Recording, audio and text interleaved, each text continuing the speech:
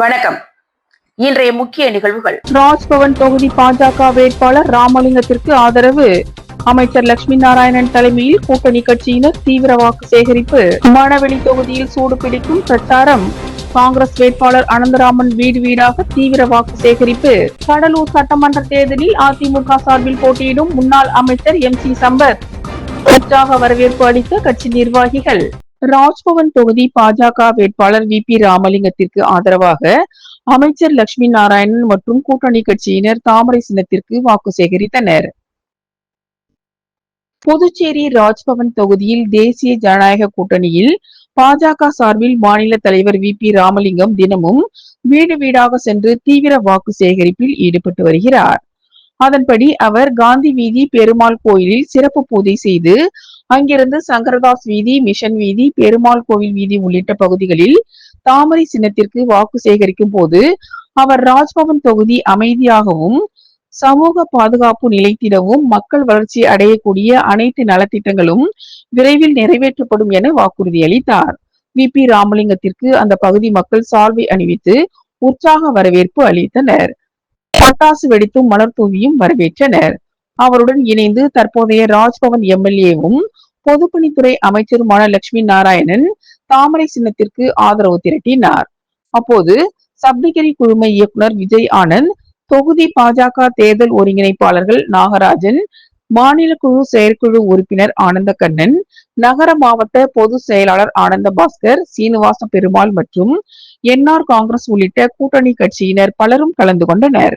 மணவெளி தொகுதியில் காங்கிரஸ் கட்சி வேட்பாளர் அனந்தராமன் வீடு வீடாக சென்று தீவிர வாக்கு சேகரிப்பில் ஈடுபட்டார்.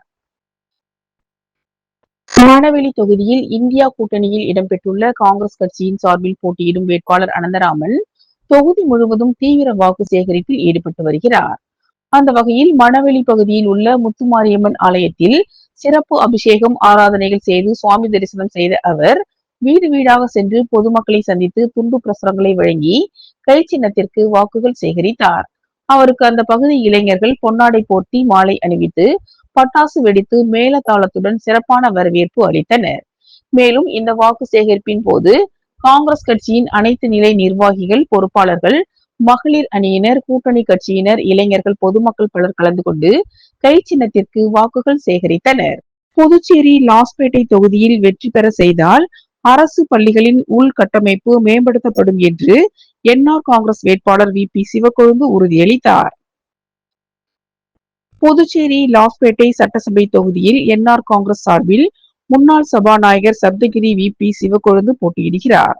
அவர் லாஸ்பேட்டை தொகுதிக்கு உட்பட்ட ராமன் நகர், குறிஞ்சி நகர், குமரன் நகர் விரிவாக்க பகுதிகளில் ஜக்கு சின்னத்திற்கு தீவிர வாக்கு சேகரிப்பில் ஈடுபட்டார்.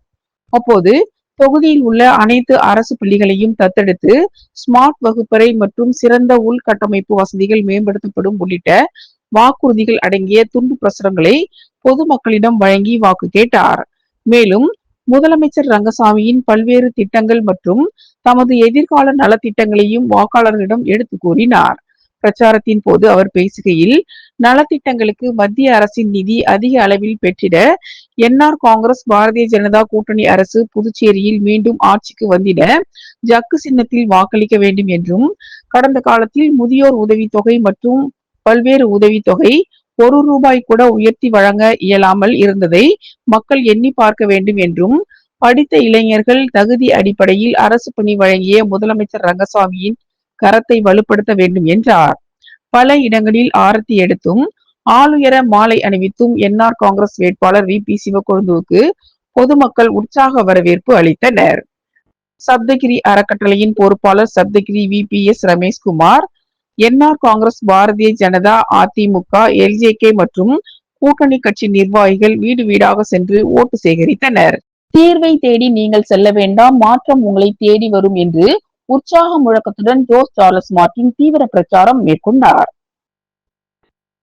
தேசிய ஜனநாயக கூட்டணி சார்பில் காமராஜர் நகர் தொகுதி வேட்பாளராக போட்டியிடும் லட்சிய ஜனநாயக கட்சியின் தலைவர் ஜோஸ் சார்லஸ் மார்டின் அவர்கள் தீர்வை தேடி நீங்கள் செல்ல வேண்டாம், மாற்றம் உங்களை தேடி வரும் என்ற பிரச்சார முழக்கத்துடன் மக்களிடையே தீவிரமாக வாக்கு சேகரிப்பில் ஈடுபட்டார். காமராஜர் நகர் தொகுதிக்கு உட்பட்ட எழில் நகர் மற்றும் கிருஷ்ணா நகர் பகுதியில் 22ஆம் பூத் பொறுப்பாளர் அருள்பாபு மற்றும் 23ஆம் பூத் பொறுப்பாளர் மோகன் ஆகியோர் ஏற்பாட்டில் எழில் நகர் மற்றும் கிருஷ்ணா நகர் பகுதிகளில் வீடுதோறும் சென்று பிரச்சாரம் நடைபெற்றது.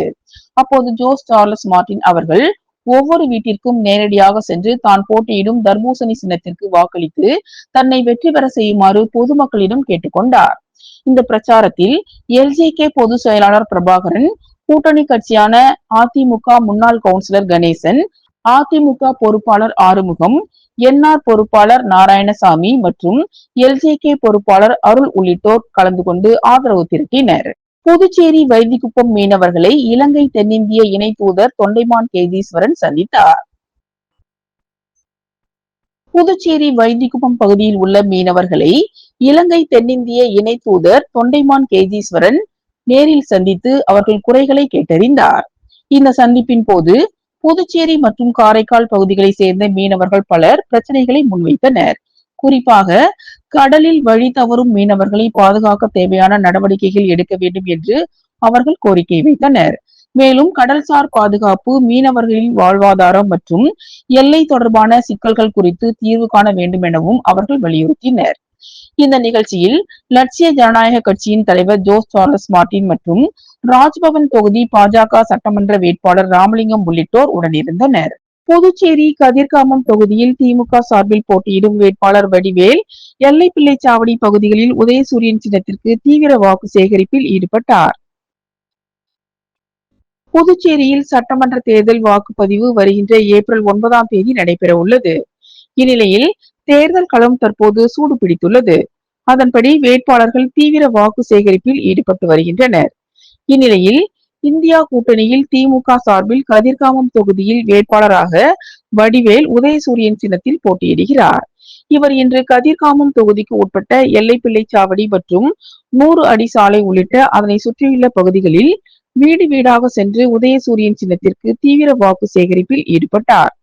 அப்பொழுது திமுக வேட்பாளர் வடிவேலுக்கு அந்த பகுதி மக்கள் ஆரத்தி எடுத்தும் மலர் தூவியும் உற்சாக வரவேற்பு அளித்தனர். வில்லியனூர் சட்டமன்ற தொகுதிக்கு உட்பட்ட கொம்பாக்கம், துர்கா நகர், செட்டிகளம், சச்சின் நகர் மற்றும் அதனை சுற்றியுள்ள பகுதியில் என்ஆர் காங்கிரஸ் வேட்பாளர் ரவிக்குமார் ஜக்கு சின்னத்திற்கு வாக்களிக்க வேண்டி தீவிர வாக்கு சேகரிப்பில் ஈடுபட்டார். புதுச்சேரி மாநிலம் தேசிய ஜனநாயக கூட்டணியில் அங்கம் வகிக்கும் என்ஆர் காங்கிரஸ் கட்சி மற்றும் கூட்டணி கட்சியின் வேட்பாளர்களுக்கு ஆதரவாக புதுச்சேரியின் அனைத்து தொகுதிகளிலும் தேசிய ஜனநாயக கூட்டணி வேட்பாளருக்கு வாக்களிக்க வேண்டி தீவிர வாக்கு சேகரிப்பில் ஈடுபட்டு வருகின்றனர். அதன் ஒரு பகுதியாக வில்லியனூர் தொகுதியில் அகில இந்திய என்ஆர் காங்கிரஸ் கட்சி வேட்பாளராக ரவிக்குமார் போட்டியிடுகிறார்.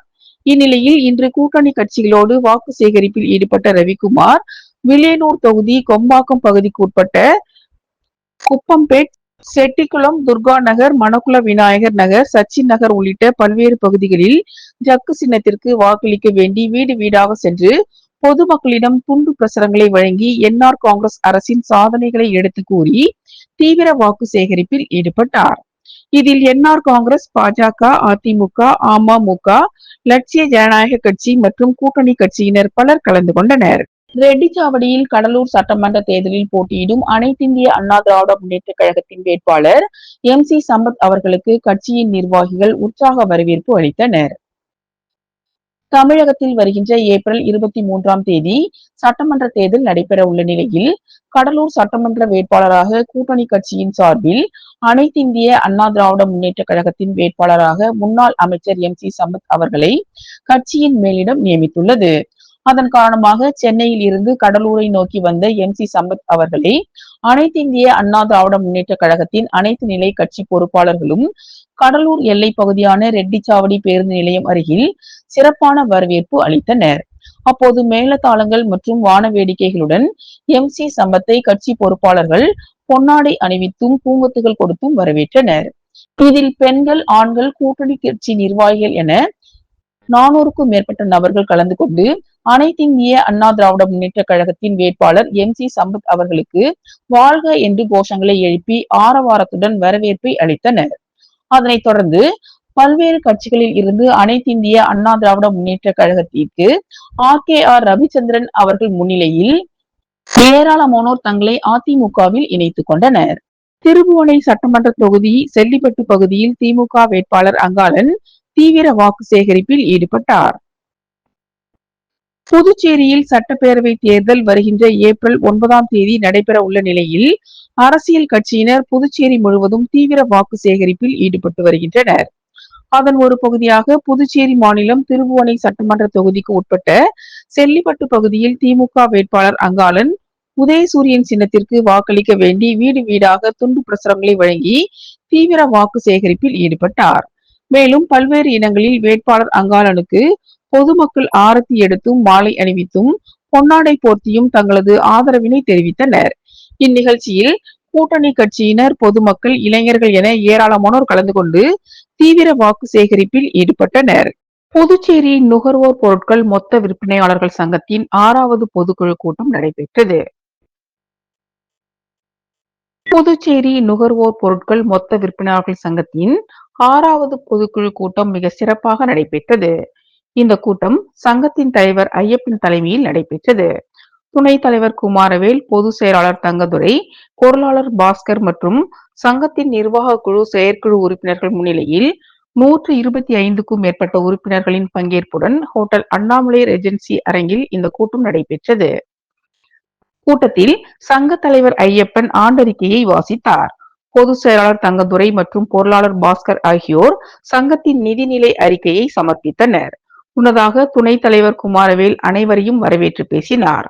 கூட்டத்தில் வணிகத்தை சிறப்பாக செய்து மென்மேலும் வளர்ச்சியடைய செய்வது குறித்த முக்கிய தீர்மானம் நிறைவேற்றப்பட்டது. நிறைவாக இணை செயலாளர் அவர்கள் நன்றி கூறினார். மணவெளி சட்டமன்ற தொகுதியில் முன்னாள் அரசு கொறடா அனந்தராமன் போட்டியிடுகிறார். அவருக்கு கூட்டணி கட்சி திமுக சார்பில் ஆதரவு தெரிவிக்கும் வகையில் ஆலோசனை கூட்டம் நடைபெற்றது.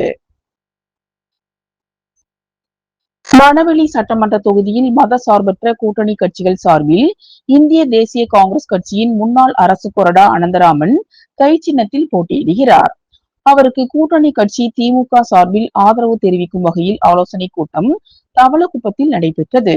இந்த கூட்டத்திற்கு திமுக மணவெளி தொகுதி செயலாளர் ராஜாராமன் தலைமை தாங்கினார். திமுக மாநில விளையாட்டு அணி அமைப்பாளர் ரவிச்சந்திரன் அனைவரையும் வரவேற்றார். தொகுதி பொருளாளர் செல்லப்பன், மாநில பிரதிநிதிகள் ராஜாமணி, வினயகிருஷ்ணன், துணை செயலாளர்கள் ஆனந்தகுமார், ராஜவேல், ஜெகதீஸ்வரி, இளைஞர் அணி தொகுதி அமைப்பாளர் சிலம்பரசன், மாணவர் அணி தொகுதி அமைப்பாளர் வாசு என்கிற ஞானவாசன், மாநில நிர்வாகிகள், மீனவர் அணி, இளைஞர் அணி, ஆதி திராவிடர் அணி நிர்வாகிகள் ஆகியோர் முன்னிலை வகித்தனர். திமுக ஐடி பிரிவு தொகுதி அமைப்பாளர் ரமேஷ் நன்றி கூறினார். கூட்டத்தில் கிளை செயலாளர்கள், வாக்குச்சாவடி மைய முகவர்கள், கழக தொண்டர்கள் உள்ளிட்ட ஏராளமானோர் கலந்து கொண்டனர். இந்த ஆலோசனை கூட்டத்தில் காங்கிரஸ் கட்சி வேட்பாளர் அனந்தராமன் சிறப்பு அழைப்பாளராக கலந்து கொண்டு சிறப்புரையாற்றினார். நடைபெற இருக்கின்ற சட்டமன்ற தேர்தலில் பாஜக படுதோல்வியை தழுவ வேண்டும். திமுக கட்சி நிர்வாகிகள் கட்சியின் கட்டுப்பாட்டை மீறி செயல்பட மாட்டார்கள்.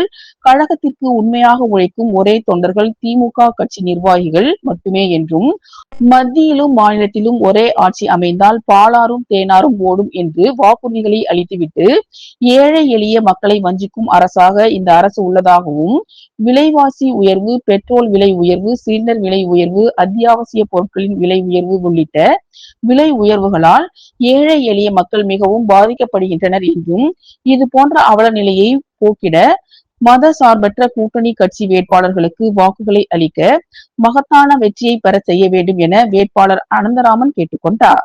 உழவர்கரை தொகுதியில் சுயேட்சையாக சிலிண்டர் சின்னத்தில் போட்டியிடும் ஐஜி பிரபாதேவியை ஆதரித்து ஐஜி வீரராகு முத்துப்பிள்ளைபாளையம் பகுதியில் வீடு வீடாக சென்று தீவிர வாக்கு சேகரிப்பில் ஈடுபட்டார். சட்டமன்ற தேர்தல் நடைபெற உள்ள நிலையில் பல்வேறு வேட்பாளர்கள் தீவிர பரப்புரையில் ஈடுபட்டு வருகின்றனர். அந்த வகையில் அருண் சர்மா சாரிட்டபிள் டிரஸ்ட் அறங்காவலரும் சமூக சேவகருமான ஐஜி பிரபாதேவி வீரராகு சுயேட்சையாக உழவர்கரை தொகுதியில் போட்டியிடுகிறார். இவருக்கு சிலிண்டர் சின்னம் ஒதுக்கீடு செய்யப்பட்டுள்ளது.